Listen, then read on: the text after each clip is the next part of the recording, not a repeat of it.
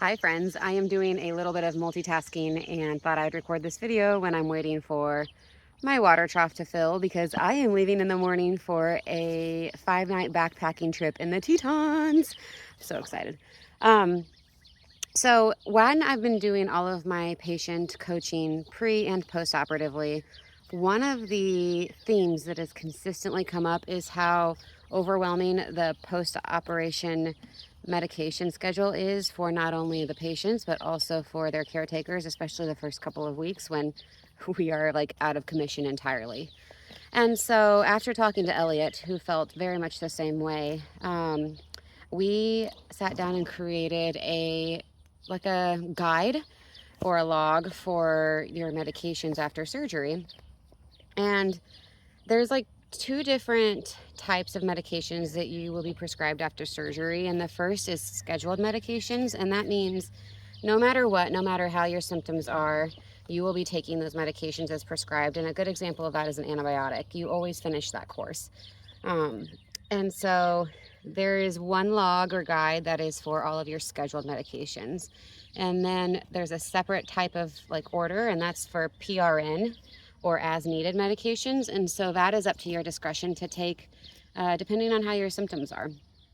So there's a separate sheet that is a place to log all of your most commonly prescribed or over-the-counter PRN or as needed medications. And so I'll give like a third sheet that has like an example of how to fill it out.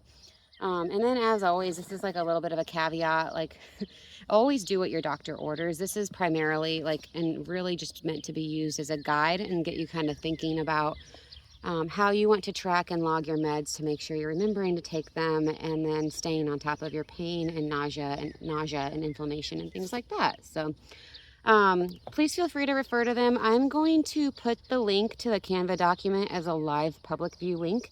And the reason why is because I might update this document as time goes on, and I don't want to download a PDF and then be lost in an old way of thinking when evidence-based research kind of moves us through to new prescriptions and dosings. So again, this is a guide, and I went off of my own experience and the things that I was prescribed. So please, please, please use it as a guide and reference, but not your like letter of the law, what you follow. Run all of it past your surgeon, and it's possible that your surgeon already has some sort of document like this that you can ask for to use to track all of your meds. So please refer to the Canva link for the document. I would love to hear your feedback on it, and if something is confusing, or maybe I was using too much medical language and not enough common language, and it's just doesn't quite make sense, please let me know and I can modify the document. So thank y'all. Ooh, one thing I forgot to add, I put a QR code on there for a reference to look up all the medications so you can read about their side effects and their drug interactions. And I think this is so important to educate yourself on the medications that you'll be taking and how they can interact with each other and how they can interact with your body.